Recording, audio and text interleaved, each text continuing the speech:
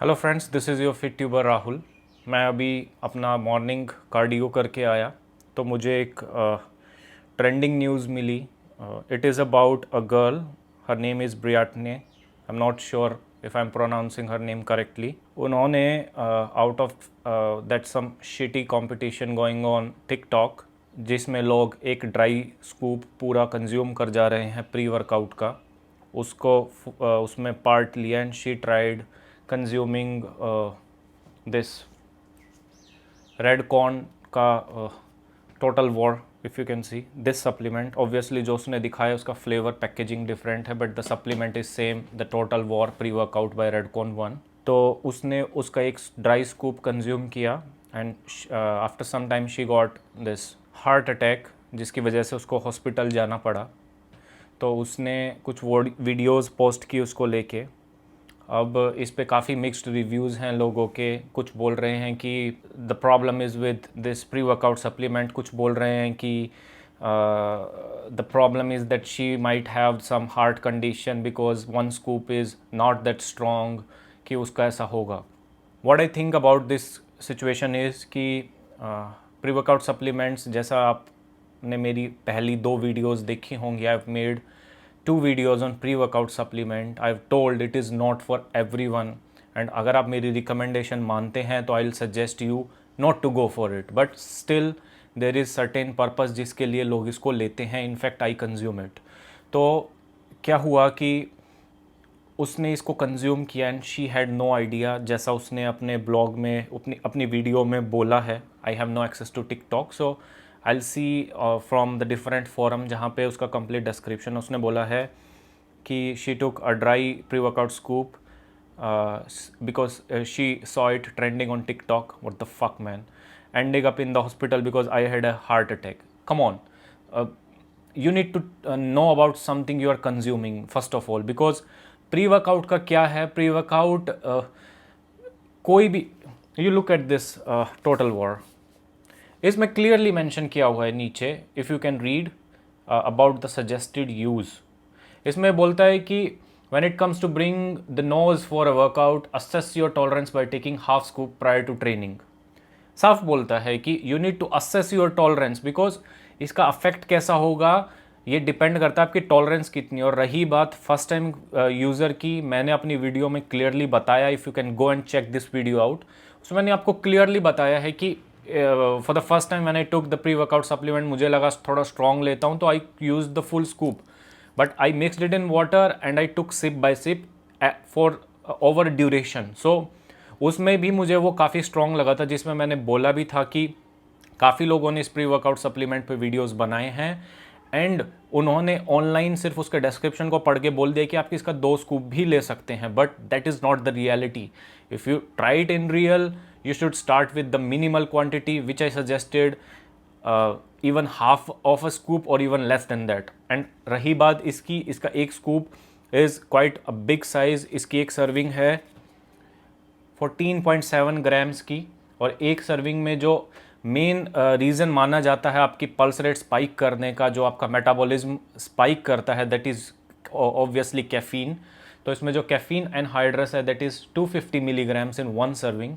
So that much caffeine is not that strong कि आपको heart condition होगी, but since she consumed पूरा scoop dry, so maybe she got related side effects because these pre-workouts, they contain niacin, which is vitamin B3, as well as they contain beta-alanine। for example, beta-alanine जो इसमें है वो है 3.2 grams. So beta-alanine is the prime reason जिसका आपको एक effect feel होता है, जो आपको टिंगली या इच्ची सेंसेशन देता है। उसने वही सेम एक्सप्लेन किया है इसमें। She has told she started to feel tingly and itchy all over her body after taking the pre-workout, adding that it wasn't a good feeling। Obviously it's not a good feeling, it's kind of a push, plus companies use it as a indicator कि आपका pre-workout kicked in हो चुका है and ये अपना effect दिखा रहा है। So the same happened to her।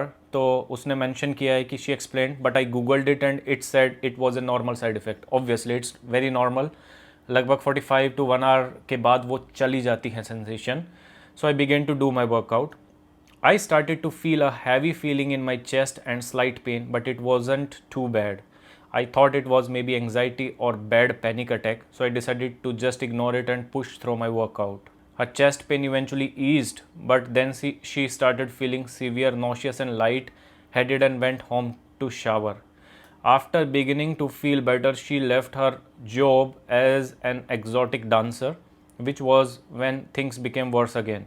Briatne said, in the locker room of my job, I started getting hot, even thought it was cold in there. Now, what she has mentioned is started sweating a lot and was drenched, even though I was wearing a bikini. Then my chest pain came back, and this time it was more intense. The pain went to my back and to my left arm, and my left arm went slightly limp. So I knew those were symptoms of heart attack. I called 911 and the ambulance came. Alright guys, so I had a heart attack, as most of you guys know, from taking this Redcon 1 Total War, and I dry scooped it, but I think even if I put it in water, I would have been asked out anyways. My symptoms were heavy chest and chest pains, but I ignored it and I continued doing my workout because I'm not a beta. Like you guys been saying, I'm strong, and I ignored my heart attack at first. And then I had nausea and fatigue, and then I went home and I took a shower. And then when I went to work, I was in the locker room because y'all know I'm a stripper hoe. And I got chest pains again, and it went to my back, and then my left side started hurting, and my left side went limp. And that's when I knew it was a heart attack and not anxiety. That's my story time. That's it. I don't know what else to say. Any more questions, drop it down below. That's what she has posted her status in the hospital itself, and she has made a video also about that because many people, after looking to this story, she has become very famous over a small period of time. I think that was her motive, but in fact people are saying that this whole story is again kind of cooked up to become famous. People are denying कि इतनी quantity से कुछ नहीं होता, but again I personally feel कि हर person की अपनी tolerance अलग अलग होती है.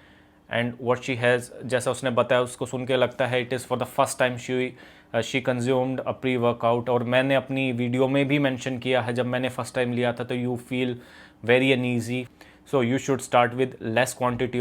और in fact these companies also tell you कि start with half a scoop for the first time.